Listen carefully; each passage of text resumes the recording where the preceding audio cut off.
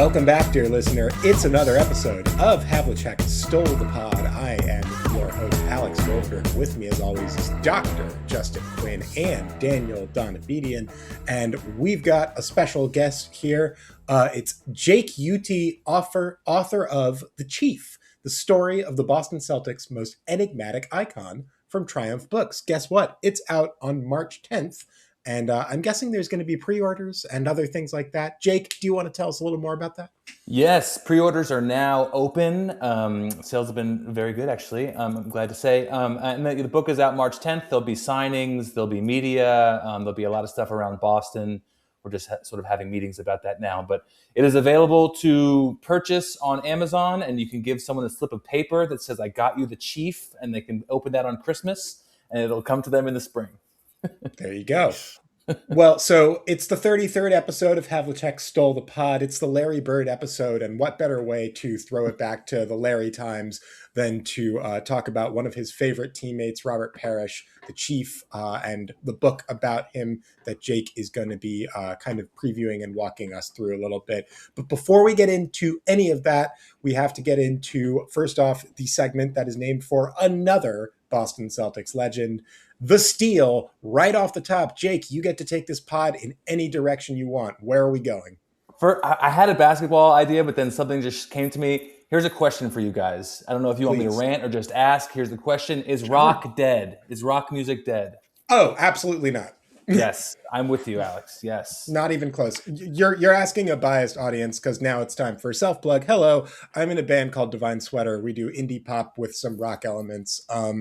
And I live in Brooklyn, New York. Pretty much every bar in the city has got some sort of grungy, angry, like punky thing going on any given night. Many of my dear friends are in extremely rock bands. Love it. Rock looks a little different right now. It's not quite the same hair metal glam era of the 1980s. It's a lot more... There's a lot more women. There's a lot more queer people, which is great, which I think is better for rock in many respects. But aquí en Mexico, hay rock en tu idioma también, which is to say that here in Mexico, there's rock in their language as well. Mm-hmm. Very live. Yeah. I live here in Seattle, and so rock music is very much alive in Seattle. Seattle prides itself on its rock music, but people are always debating that, because there isn't a Kurt Cobain or Jimi Hendrix necessarily right now.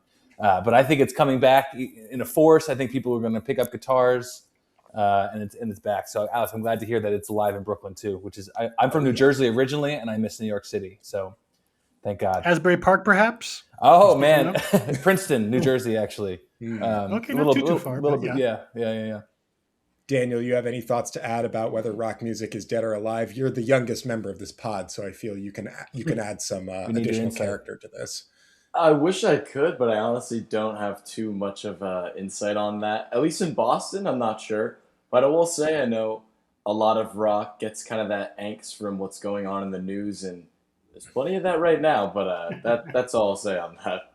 Daniel, if you're looking for some Boston local indie rock music recommendations, I have got you. I will hook you up on any and all of those. Just let me know. I'll take you up on that offer later. All right. Fabulous. Good stuff. Well, we're always rocking here at Havlicek Stole the Pod. Rock music appreciators, rock music creators, and in general, I really love that we started things off with that question, and with that as your steal, Jake. You're already endearing yourself to me personally, as well as everybody else in the pod. Let me just tease. There will be some more rock and roll coming towards the end of the podcast. I'll just leave that there. Oh, mama. Well, that's good stuff. Well, that's true, actually. No, you're completely right. I forgot, but there is rock coming at the end of this podcast. And there was a lot of rock in the 1980s when Larry Bird and Robert Parish were at the peak of their powers. Obviously, in many respects, a golden era for rock, at least for like hair metal and, Van Halen and all of these kind of incredible 80s rock bands, as well as some kind of funkier, more out there progressive stuff and some, underground, rock was arguably at its grunge was coming up. Diverse and interesting era in the 80s. So I'm really into that era of music. And we're going to talk a little bit more about some of the 80s Celtics, starting with the Chief. So let's get into it. A closer look at Robert Parish, the Chief, and his story, both as a Boston Celtic and in his career broadly. The Chief, of course, legendary Celtics player, incredible part of 3 title teams, the stalwart center, but a very different personality from Larry Bird or Kevin McHale in many respects. He was enigmatic. He was hard to pin down. He marched to the beat of his own drummer and still does. So let's start with this. We mentioned it's coming out from Triumph Books. Pre-orders are available. Jake, where are we going to be able to find this book once it is out? Hopefully everywhere, certainly everywhere around Boston. And like I said, he's going to be doing signings and stuff around there, at bookstores and other events. And there may be stuff in like Chicago too, where he played, maybe Golden State. But it'll be in bookstores everywhere. And, I think people will buy it and be interested in it everywhere, but certainly in Boston and certainly online. Fabulous. And give us just kind of the elevator pitch. Walk us through it. What are we looking at? And where did this book come from? Why did we start to write on this project? Yeah. So as everybody knows, Robert is, one of the most enigmatic superstars in NBA history, certainly in Celtics history. And he deserved a book. And so, I've written now 7 of these memoirs with NBA players. And, as you're sort of brainstorming, where are the gaps, and so Robert Parish certainly comes up. And I did a story for The Guardian. I write about the NBA for The Guardian. And I was doing a story about players who were 7 feet tall and what that's like.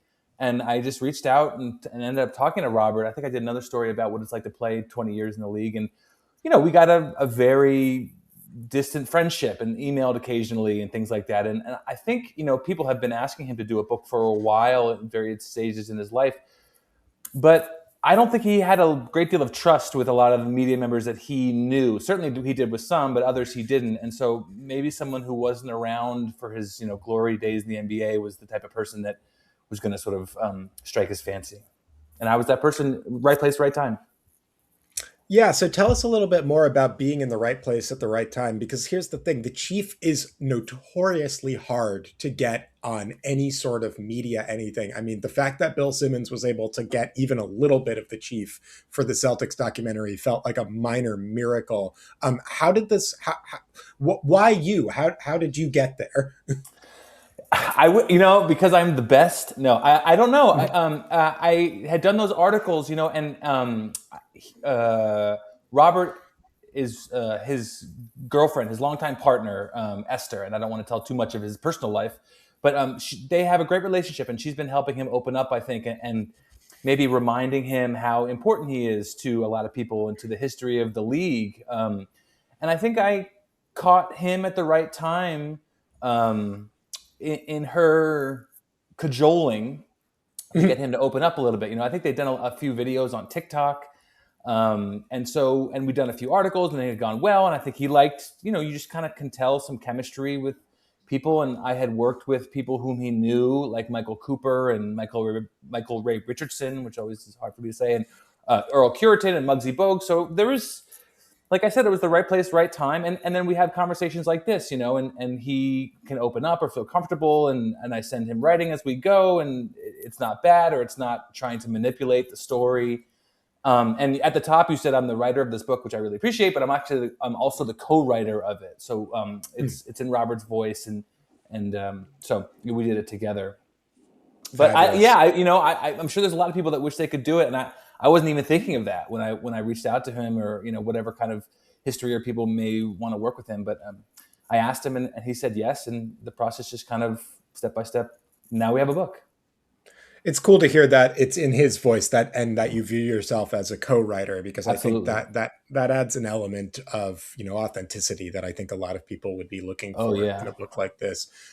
He came across pretty authentically in the aforementioned Celtic City documentary. He had a pretty prominent role, which I think was a little unexpected, but he was pretty present in that.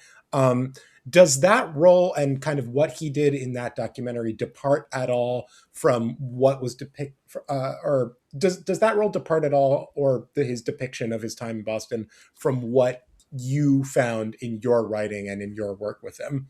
No, I think he came off pretty similar. It actually felt like one of our phone calls. The interviews that I know there was the one in the car, and then there was the one at in like whatever room they were in.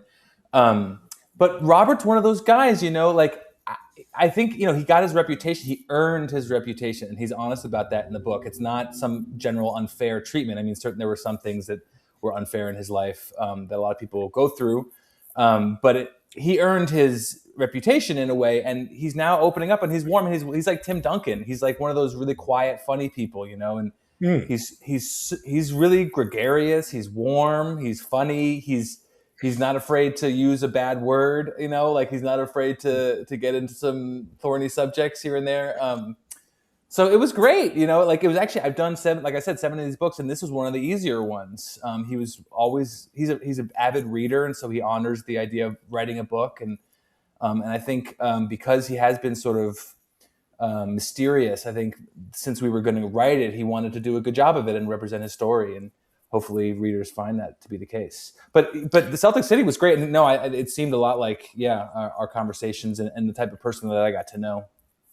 Yeah, no, I think, well, I was just going to say really quickly, he does come across quite authentically. And, I know we mentioned off the top that it is somewhat difficult to get him in conversation. But as it so happens, one of our co-hosts here, Dr. Justin Quinn, successfully did so in 2023. Justin, walk us through your experience with the Chief and how it compares to what you've heard so far. Oh boy. Well, the NBA was kind enough and maybe dumb enough to let me talk to him. And I am old enough where I remember watching him in games, not quite old enough. I don't even know if they broadcast the press conferences post game in that era. But I don't remember his reaction to the media then. So I was super nervous because I grew up idolizing the guy. Like he's like larger than life figure for me, and I was like stumbling over my words when we started. And he was exactly as you described him, just super affable, super open, super just embracing of the interview experience. And I was in my head questioning where this reputation came from, because to me that was news that he was opening up like that. And by the end of the interview, we were talking about like how like yoga saved his career and how my wife teaches it and it's helping my back as a writer. So I got a lot of really cool stories out of him. But like, what are some of the other stories that we might be hearing that maybe we haven't heard the whole story of so far? Yeah, that question is always interesting for me to answer in an interview because I want people to buy the book, and so I don't want to give everything away. But there are interesting stories about his college experience and about the Hornets experience that I was pretty floored by, that I did not know, and I'm respectfully not going to share them here because I would love people to buy them. But you might think that a book from Robert Parish is going to be very stoic and very like cold almost. Stony, in the not in the fun sort of way, although maybe it was in the other way.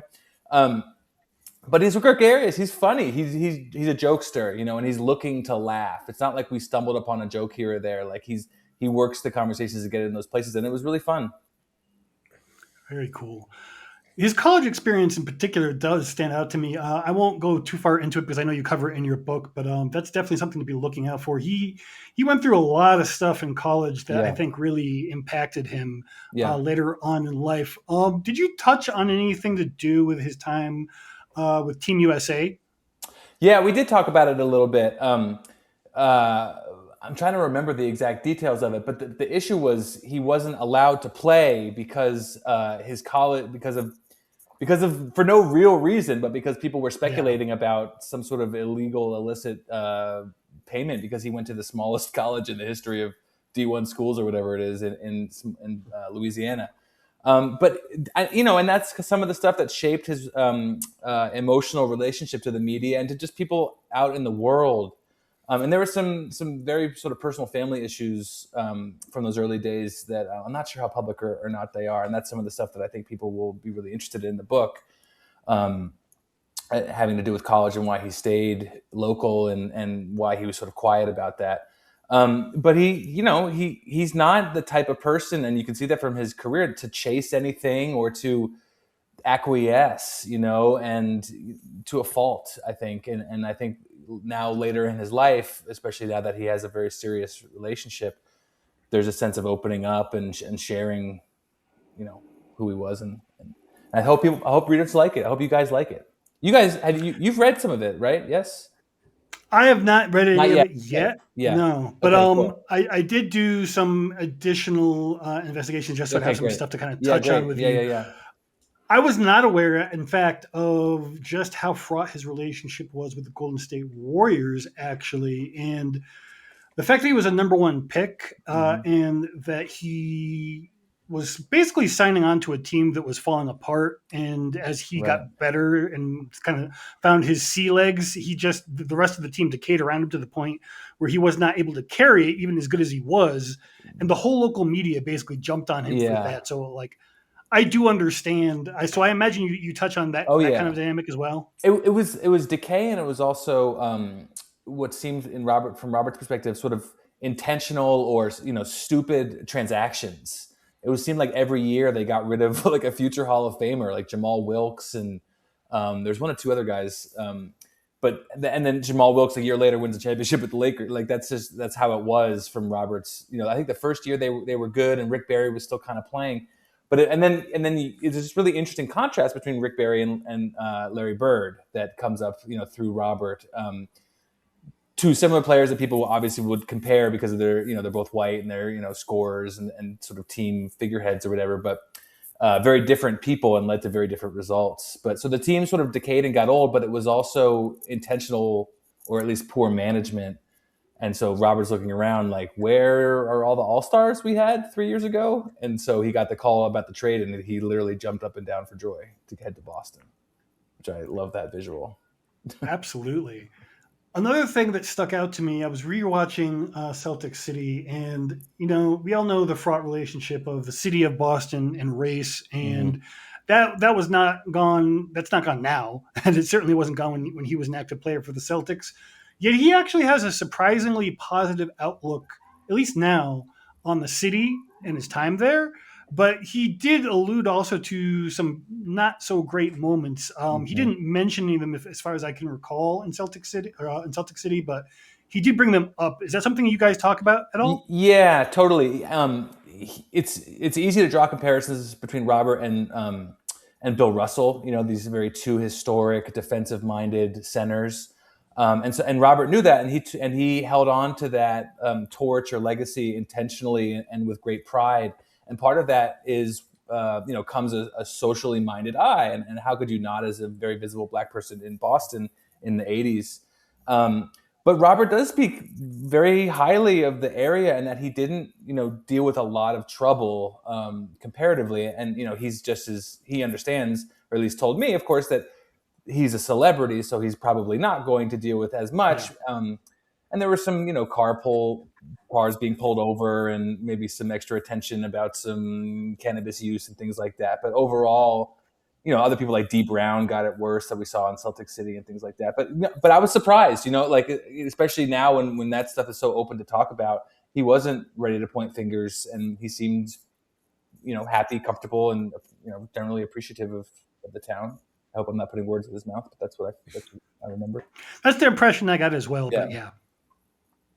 Yeah, that would make sense. And Jake, I mean, before there was LeBron, I guess there was Parish and just how long he really played for. I'm wondering if you kind of touched on that longevity and talked about how he kind of managed that, especially in a day and age where they don't really know as much about the body and how it reacts to an NBA game as we do now. Yeah, yoga and diet were important. He learned from a super young age not to eat bad food. His parents restricted him from pizza and burgers and soda and things like that, and he would get in very severe trouble if he ate that stuff. So it wasn't an issue to give up sugar or to give up fried foods or whatever when he was older. But it's sort of funny talking about it because he'll say even when he in the thick of it with Boston, he'd be like, "We were done. I was done. I don't know why. Stick a fork in me, Jacob." He would say that all the time. So he was around and doing well, but I don't think he would say that he was at the top of his game. But he was in good shape, and he could run, and he was blessed with a body that didn't break down. We see a lot of 7-footers who do break down, and not only did he not, but he kept running and was still very talented on Charlotte and in Chicago. But I think diet and exercise, maybe to no one's surprise, that was a big part of it. Yeah, I was gonna say, I feel like a lot of the 7-footers nowadays, we kind of just assume like, oh, they're gonna get hurt at some point, but Right. clearly there's a path to still having a long career, which is impressive. Yeah. And my last question was just, how was like writing the book? How was that experience, kind of co-authoring this thing with like a Hall of Famer, just writing beside him and kind of trying to turn his stories onto the page, but do it in a way that's really authentic? Yeah, it's a great question. Thankfully, I didn't have to work too hard. Because Robert is so gregarious, such a good talker and storyteller, and because he's lived a life that so many people are interested in, and has so many, professional ups and downs, and even personal ups and downs. It wasn't an impossible task. What I like to do, and a tip for anybody who may want to do this in the future, when I'm interviewing the people, I try to be like a stenographer. So, Robert and I would talk for an hour, and I'm trying to type literally every word that he's saying. Obviously, it comes out kind of gobbledygooky on the page, but I'm getting his rhythm, I'm getting his tone, I'm getting his word choice sort of in my fingers, which allows me to, rewrite or retranslate or rework whatever he tells me. Like I said, actually, I'm from Princeton, and my parents were medievalists, and so they studied like Cool. medieval poetry and things like that. And so I often, you often wonder what part of your parents you are, or where it shows up. And it's sort of like translating, right? Like they're telling me a story, and I have to sort of translate it in a way that is entertaining, readable, digestible, paced well and stuff. And so it's not unlike, digging into a scroll and trying to remember its meaning. Maybe I'm going on a limb there, but that's what it feels like. And so it's you're working with the person and getting their stories, but you're also crafting it in a way that you think is enjoyable. And so an editor will ultimately give you the answer whether it is or not. But that's the idea. I feel like you can appreciate that, Justin. Sure. Yeah, no, I do. I wrote a dissertation, which is not exactly a book, but it's similar enough that I have an idea of what you went through. And I'm not sure if I ever want to do that again. Yeah.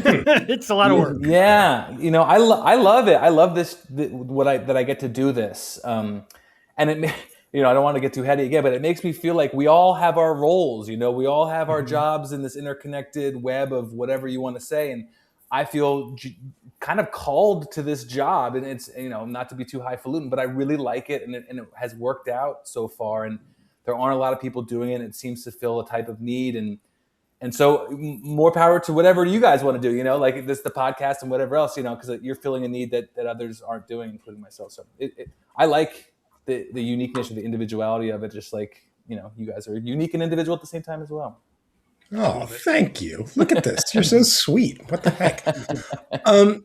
Jake, anything else that kind of jumps out to you about the book that you want to share here that you think would be like, an important anecdote or something to kind of like bring people in? It's like why you should get this book. Any other pieces of this, or maybe like challenges you experience? Take it wherever you want.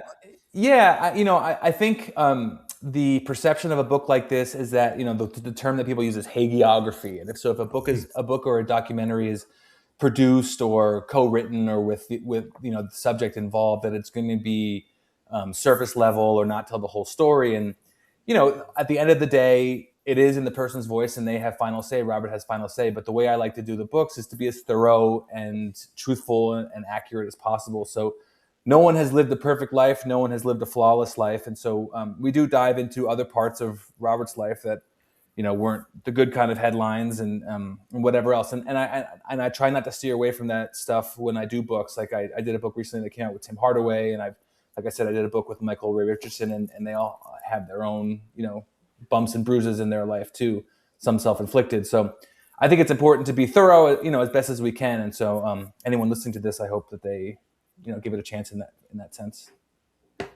Fabulous. Well, once again, it's Jake Uitti. The book is called A Closer Look at the Story of the Boston Celtics' Most Enigmatic A closer look is what we just.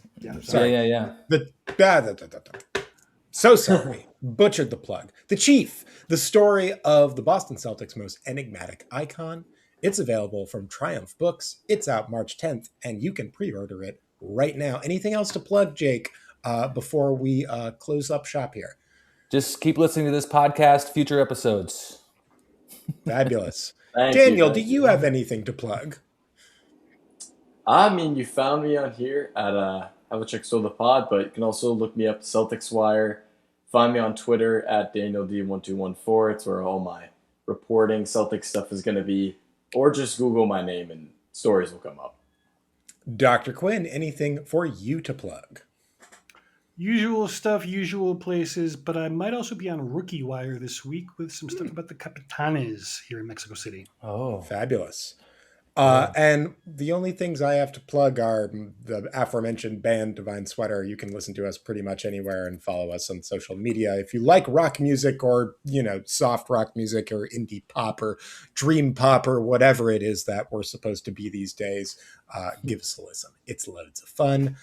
We will close, as always, with something to remember or something to forget. Jake, how it works.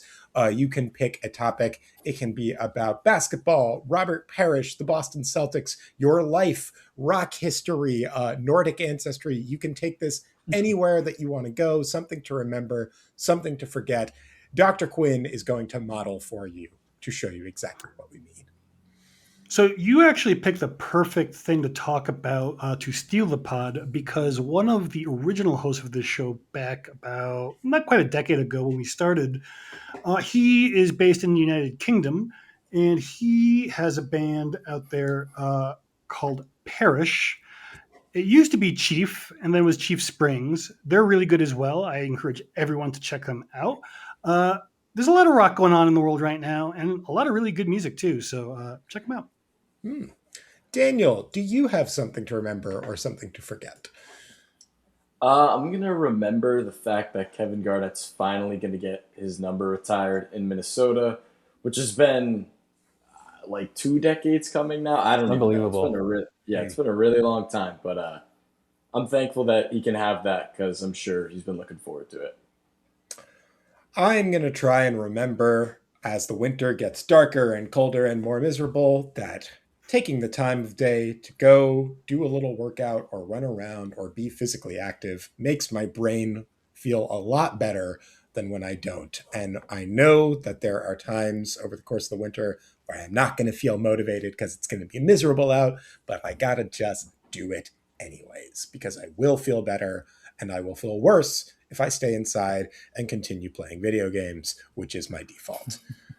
Jake, something to remember or something to forget? Something to remember, since we talked rock, I'll plug my wife's rock band, the Black Tones. They're out of Seattle. Very They have a cool. new album maybe coming out in the fall, in October. The Black Tones, check them out, Seattle. So we got 3 band recs for you here today. Amazing. Got a tour right here. Rock is not dead. It sure isn't. Really Jake, not. thank you so much for coming on the pod. Thank you for telling us about the Chief, story of the Boston Celtics, most Thank you for having enigmatic me. icon. And we will talk to Glad you, to. dear listener, a little bit later. All right, we're not done. Of course, we have some relevant news to talk about. Since the last time we spoke and recorded, the Boston Celtics have unfortunately lost 2 games in a row. They started off by losing to the Milwaukee Bucks without Giannis Antetokounmpo in a 116-101 beatdown, which was really a bummer to watch. And then another one, a closer but still ultimately challenging loss to the Detroit Pistons, 112-105. So we're going to break down both of them, whether we're worried, whether we're not. JQ, I'll start with you. What did you see in the Milwaukee game? And is there anything that jumps out to you as a concerning development? Well, there's a really smart guy in the podcast group chat. Don't know who it was exactly, but he said this was a classic trap game. And I was just watching for it because we all know what happens when the Celtics see that the team's best player they are going to be playing is out. And maybe they've been doing really well and they're reading all the good press releases. Also, in general, over the course of these two games, I also saw that the NBA Cup made for a weird ass schedule, which I think definitely played some kind of a role. I am completely unconcerned as much as it sucked watching those games, just because these kinds of games tend to happen, particularly with the Celtics and particularly in the course of an 82 game season. Not worried at all. Daniel, did you see anything that was even slightly concerning in these games? Game one, I mean, they got gamed by Kyle Kuzma and Bobby Portis. Like, they couldn't miss. Yeah. That sometimes happens in the NBA. NBA players play above their means. I mean, they're all skilled, so that can happen. The Pistons game was kind of tough. I mean, that was definitely a winnable one they almost had. Jaylen Brown played great except for the fact that he missed 7 free throws, which killed them because, hey, they lost by 7 points. You make those, who knows, it could be a different game. I will say I'm not super impressed by the Pistons. The fact that they lost to Boston in TD Garden, and then they have this dogfight with them too. Cade Cunningham is just putting that team on his back. At least when he's played the Celtics, because I've seen those games in person. But I mean, he's been The impressive. Duran Yeah. leap was not quite as prominent in the second Yeah. game, the third game. The third game. He's been a ghost in those in the second and third game against the Celtics. He has not made that much of an impact. Does have to be noted that there is something about Karis LeVert in TD Garden that I don't understand and will never understand. But that guy he just destroys the Celtics. He's part of a long history of like mid-sized tweener guards that are just unguardable. I'm looking at like DeMar DeRozan, Chris Middleton, Ish Smith. Ish Smith, Karis LeVert. There's a certain type of player that has given this team problems for a decade plus, and Karis LeVert falls into that category perfectly. I don't know what's going on there, but yeah, as far as concerning stuff, the only thing that I will note is that Josh Minot did not have particularly good games in either of these matchups, and I am wondering if teams are getting better at scouting the Boston Celtics small ball lineup, which I think was a big part of their recent success, prior to these two losses. Obviously, I mean, we know that they are. I mean, yeah, Doc Rivers told us they spent that entire break just breaking down the Celtics' tendencies, which is why I don't really like it. Yeah, I mean, I think the Minot piece specifically, it does feel like those small ball lineups rely a lot on Minot being able to hit threes, and when he's not hitting threes, things get pretty bogged down pretty quickly. The Celtics had some rebounding woes in both of these games, and it does have to be said not a lot of passing either. There was also some gummy offense. They went into matchup hunting a little too much for Scal's taste and for my taste as well.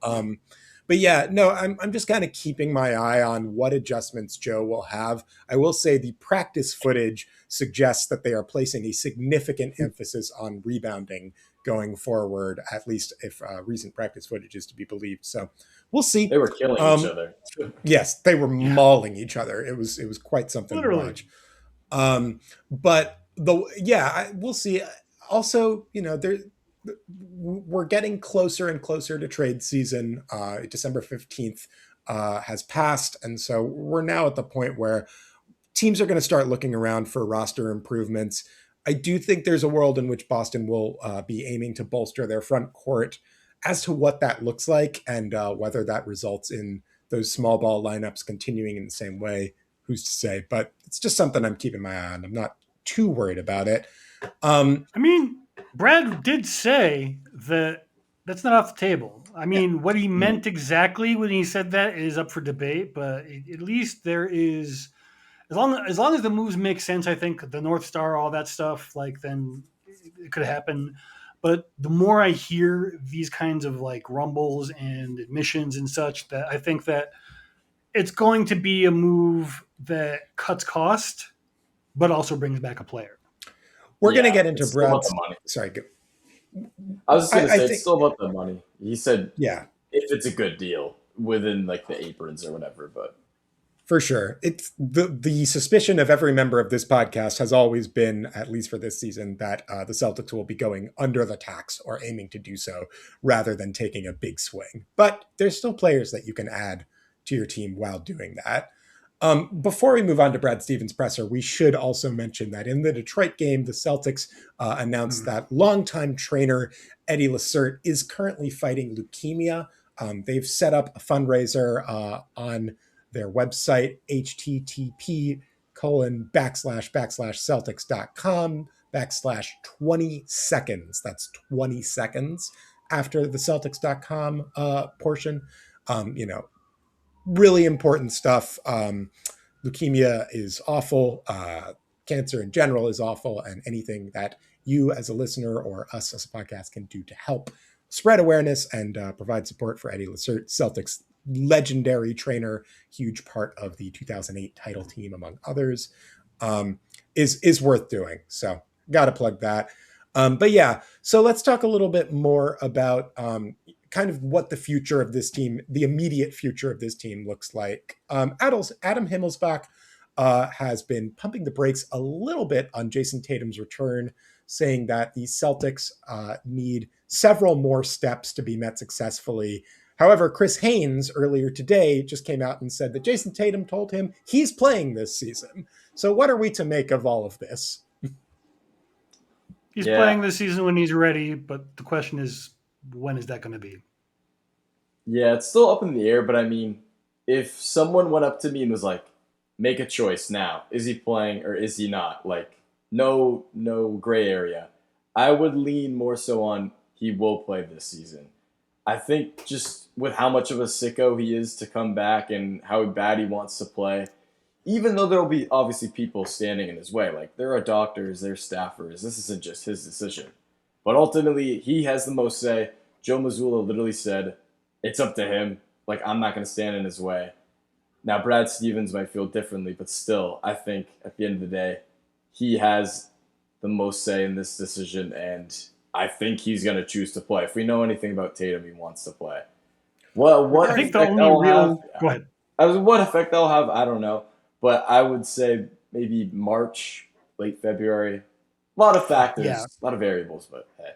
Reading between the lines, it seems like anyone who was thinking that soon meant like really soon when Tatum was posting that on social media, it's probably not that kind of soon. I think we're talking soon compared to most Achilles injuries. Yeah, speaking of Brad Stevens' feelings on this matter, he echoed some of what Adam Himmelsbach said, that there are more steps that need to happen. However, he also mentioned that he did not ask the league as the GM for a designated player exception, which is typically what you do when a player on your roster is going to be missing the entire season. Now, he said he didn't ask for this for several reasons, and he's open to adding to the team via other means. But I think from the fact that Brad Stevens said the Celtics rather didn't apply for a designated player exception, that might tell you something about their expectations as far as Jason Tatum and whether he is going to be playing this year. Anything to add about that, or Brad's thoughts on talent acquisition as we head closer and closer to the trade deadline? Yeah, I just put it in comparison to the Pacers. This was the first thing I thought of. Tyrese Halliburton obviously tore his Achilles Game 7. That's in June, later than when Tatum's injury happened in May. But still, the Pacers didn't hesitate. In July, they're like, he's not playing. They applied for the DPE or whatever. I'm sure it was granted to them. Brad didn't do that. The Celtics didn't rule Tatum out.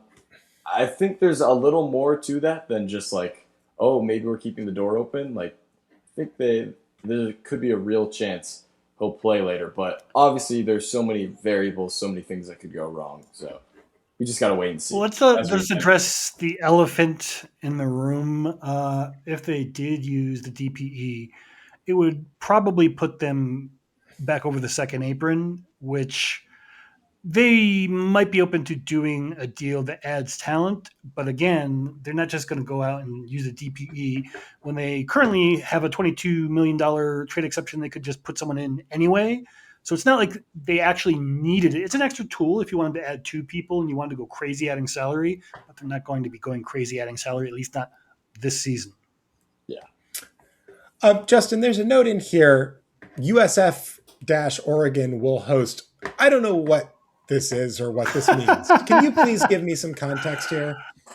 Absolutely. So somehow something must have gotten accidentally deleted on the rundown. But the University of San Francisco on February 12th, just 4 days ahead of somebody's birthday. I don't know who. I don't think I would want to think about this birthday personally, just to give you a hint. But anyway, on February 12th of 2026, they will be hosting the first annual event game, I guess you could say, specifically honoring Bill Russell, which I assume is going to be an annual thing moving forward. USF being the school that he won 2 NCAA titles with Casey Jones at before he joined the Celtics via trade. I think it's a really cool gesture. I don't know too much more about it, but if you are a big college basketball fan or a big Bill Russell fan, keep an eye out for that. Sure. Of course, Bill Russell was an extremely talented player for the Boston Celtics, but also a good player in college and a generally impressive athlete in college, an Olympian, among other things, or at least an Olympic level high jumper. Yeah, Bill Russell had a pretty crazy life. So we should Did we talk. mention he's a civil rights icon? Because he was Oh a yeah, civil rights that icon. that too. Yeah, I want to probably should mention that as well. We should also talk about what happened nationally in the NBA. The most important story being the New York Knicks are not raising a banner, but they are champions for the first time since the 1970s, specifically champions of the NBA Cup, defeating the San Antonio Spurs in the final. Really quickly, fellas, I'll speak for myself in saying I thought this was actually both a really good game and by far the most impressive Knicks win this season. What do we think? I was gonna say the same thing about the good game because I was actually watching this and I was like, okay, well, Adam Silver's got to be kind of happy with the fact that the final product of this whole like new creation they made actually turned out really well this season. And I mean, people are gonna rip on it no matter what and be like, "Oh, the banner's silly, whatever."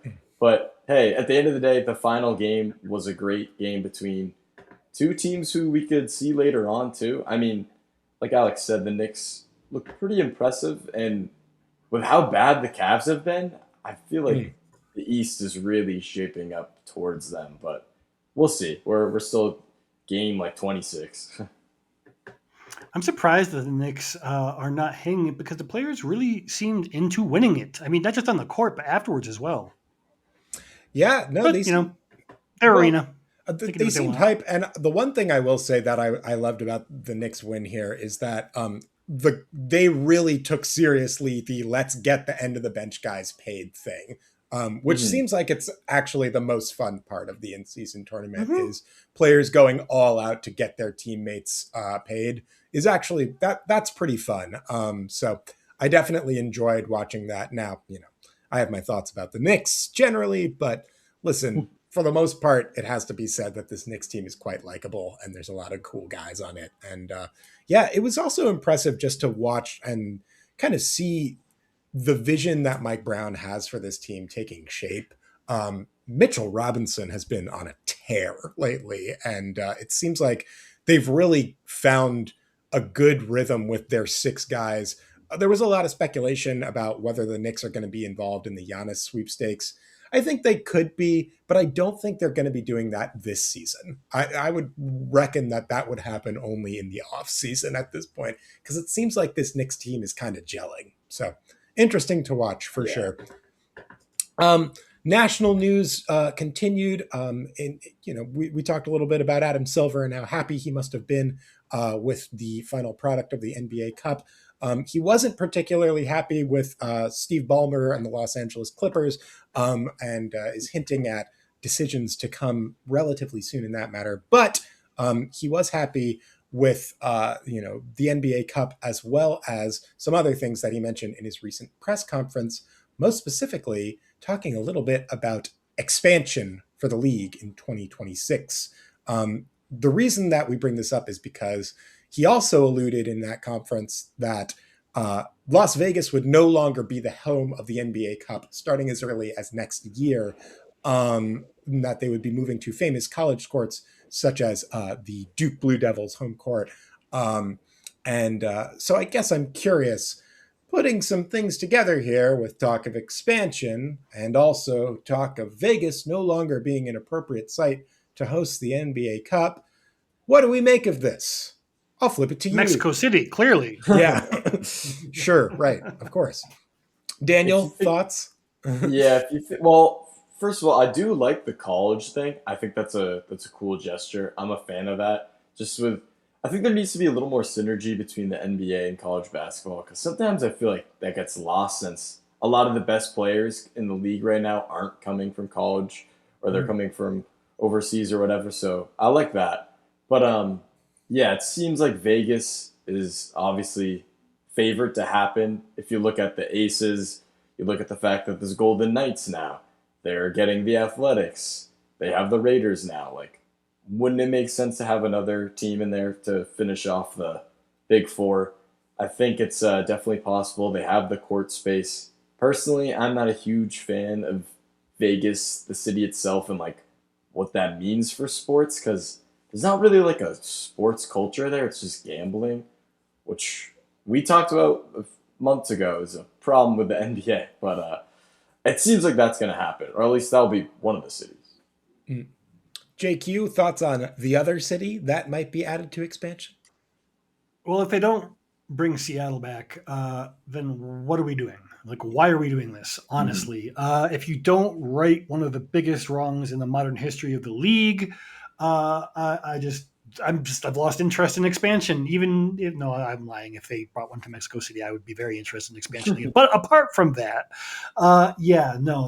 there is almost certainly, in my opinion, going to be a team also heading back. Probably, almost certainly, I would assume to be called the Supersonics. The Thunder have signaled they will give the record back. They do not claim their Sonics. Shall we say, prehistory of the Thunder, which, given the situation of how it went down, that's probably the right way to handle it. Yeah. But also, there's been speculation from people who I respect greatly. Keith Smith suggests that there could be 4 teams added to the league and not 2, depending on how things go. Not that he's acting on any kind of intel or anything like that, but with expansion fees being as large as they are and, shall we say, NBA team owners being as cash-oriented as they are, multi-billion-dollar expansion fees might be very attractive. Yeah, 34 teams would be a lot of teams. And if something like that happens, or even if 32 teams happens within the next couple of years, there are going to be some consequences for the Celtics as well as every other team. Namely, you would think that an expansion draft would be coming. So we're going to close out with this. Last time there was an expansion draft, NBA teams were allowed to lock 7 players on their team, saying, you can't touch these players, you can't draft these players. JQ, I'm going to go to you first. If the expansion draft happens with this roster next year, who are you locking if you're this Celtics team? You can't have these guys. Oh boy, I mean, obviously the regular starters, Jordan Walsh, if we're going to count him as a starter, I mean, he's been around long enough, I think, at this point that you would have to. So now you only get one more. I only get one. No, that was because he's been starting, yeah? Well, but I assume by the regular starters, you would have to think they're going to be okay, no. And so we'll say one more beyond that. Who boy, I'm going to go with Josh Minot. Daniel? Tatum, Brown, Pritchard, White, Kada, Jordan Walsh. I take it back. Hugo. Yeah, see, that's what I was thinking. Unless you guys have another idea, I'm thinking Hugo at the moment because he's just like he could be more. We don't really know, and it would kind of be unfortunate to not find out what would happen with that. But hey, if they have 4 teams and one of those is a St. Louis team, that's going to be a problem for that. That's going to be a huge problem. Might be a problem regardless. Yeah, because if there's anything we know about Tatum, he loves playing. And he loves St. Louis. He loves where he's from. So yeah, that could be an issue. Those would be my 7 as well, with the only caveat being if the expansion draft occurs after the NBA regular draft, there's a chance that the Celtics' 7th pick to keep, assuming that it's the starters plus Walsh are locked as 6 of them, there's a chance that that 7th pick that they would keep would be a rookie, depending on where their pick lies. But This is all speculation. There is much more to be done this season before we get into expansion and seasons to come. And we will be here to talk about all of it at Havlicek Still Pod.